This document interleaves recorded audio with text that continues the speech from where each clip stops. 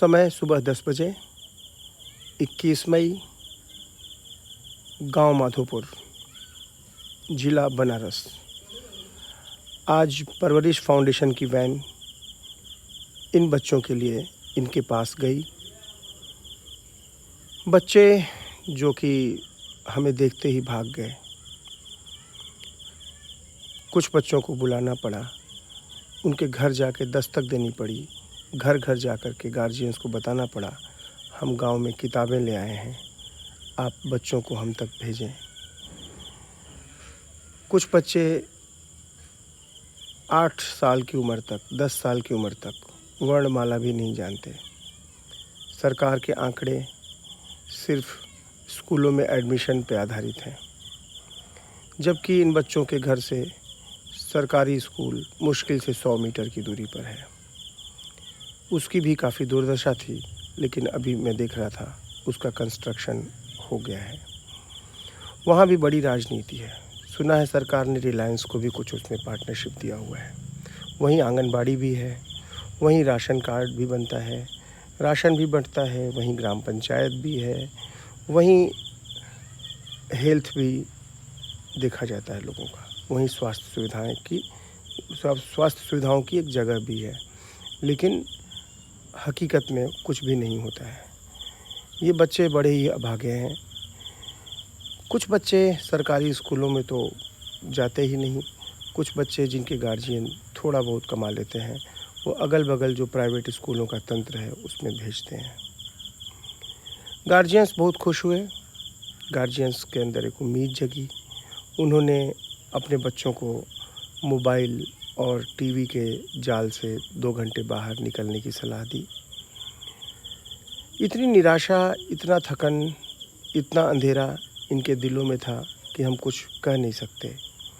बच्चे उनसे बात करने पे भाग जाते हैं, कुछ करने पर, कुछ बोलने पर सहम जाते हैं। कैसे वो कल के नागरिक बनेंगे जो अपने पैसे को, अपने जीवन को, अपने स्वास्थ्य को, अपने झगड़ों को, अपने विचारों को वो नियोजित ही नहीं कर पाएंगे। सब कुछ टूटा फूटा बिखरा था। जैसे लगता है कोई दैत्य, किसी की काली छाया पड़ी हुई हो। सब कुछ वीरान, बहते हुए गंदे नाले, सब कुछ बेकार, सब कुछ बेकार। मुझे लगता था ये कहाँ आ गए हैं। क्या ये वही भारत है जो आज़ादी के 75 साल बाद का भारत है? मुझे नहीं पता सरकार की योजनाएं क्या हैं, मुझे नहीं पता लोगों के विचार क्या हैं, लेकिन मुझे सिर्फ एक बात समझ में आती है कि हर बच्चा एक चिंगारी होता है। उस चिंगारी को अगर हम आंधियों में संभाल लें और उसे बचा ले जाएं, तो वो बच्चा शायद कल को मशाल बन जाए, शोला बन जाए।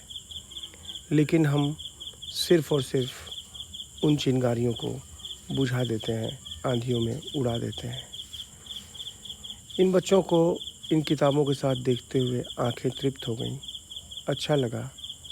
सोचा इनके बर्थडे पे इनको कुछ गिफ्ट करूँगा।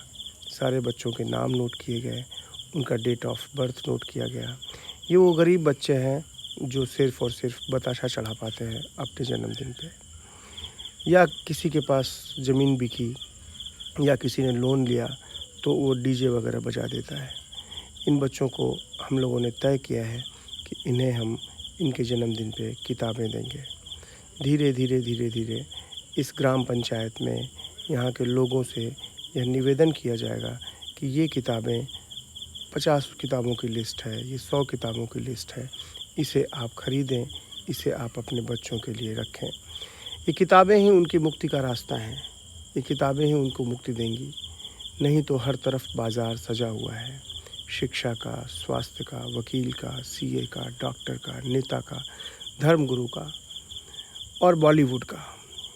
हर तरफ किस पर भरोसा किया जाए? नेताओं पर, धर्मगुरुओं पर, या अखबारों पर, मीडिया पर, वकील पर, सीए पर, स्कूल के टीचरों पर? मुझे किसी पर भरोसा नहीं होता।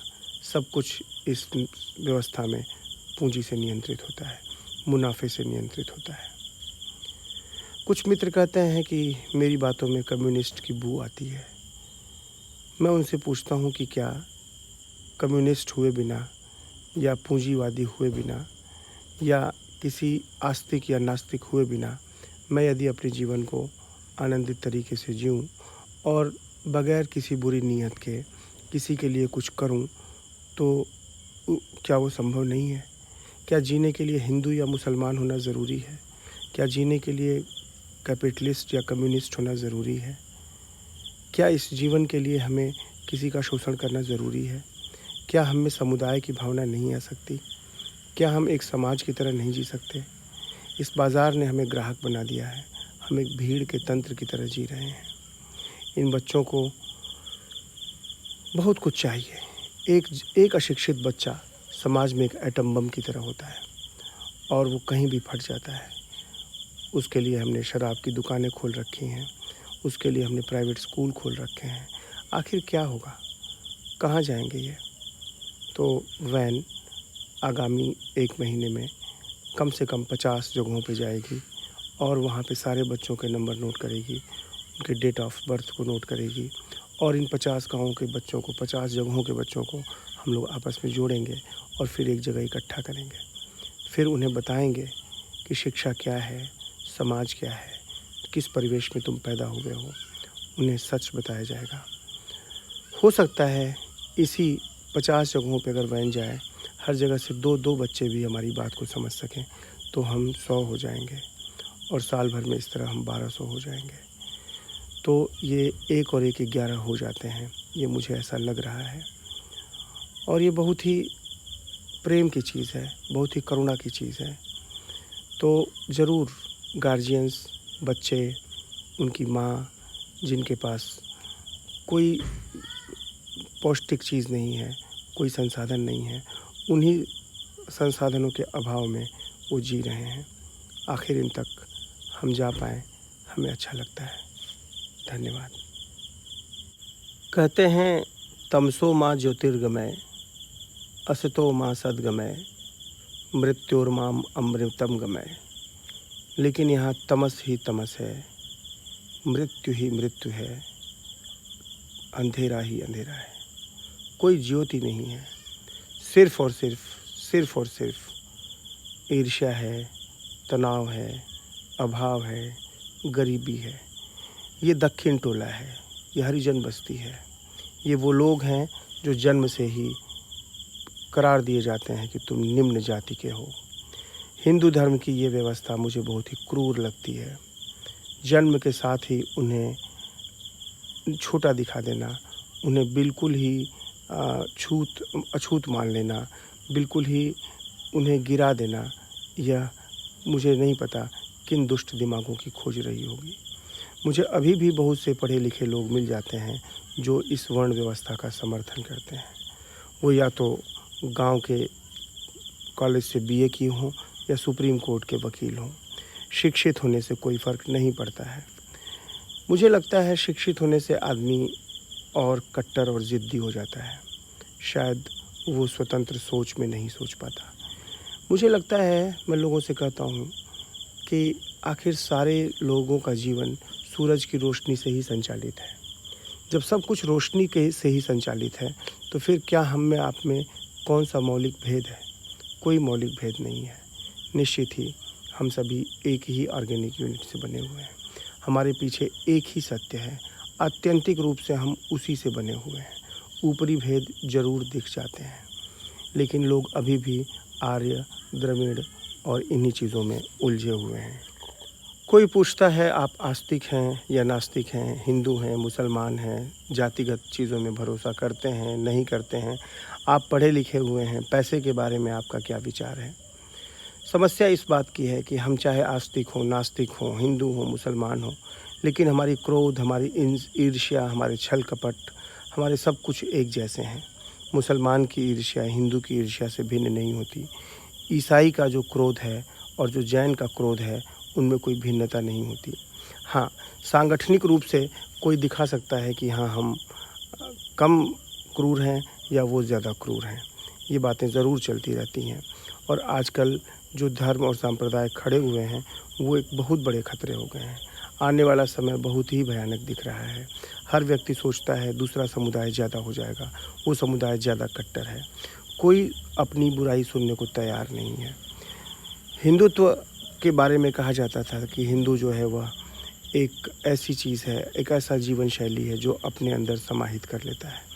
लेकिन इधर जो हिंदुत्व का उग्र रूप उतरा है इस्लाम के टकराव में, वो उससे भी बदतर हो गया है।